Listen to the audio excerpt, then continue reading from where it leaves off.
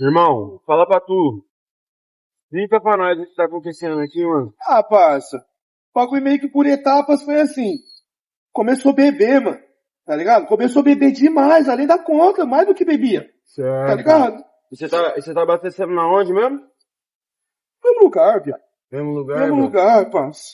Mesmo bagulho. Só que começou a beber demais e. Pra ajudar agora, o bagulho chega em casa batendo. Tá batendo, pô. Caralho, viado, como é O que foi? bagulho tá batendo, parça. Como assim? Tá foda. Eu não sei se é porque começou a fumar demais, tá ligado? Começou a fumar muito e aí já começou a bater. E pra ajudar o bagulho tá saindo com outro, cuzão. Tá andando com outro, mano. Só andava comigo, viado. Caralho, viado, Me mas... ajuda, cuzão.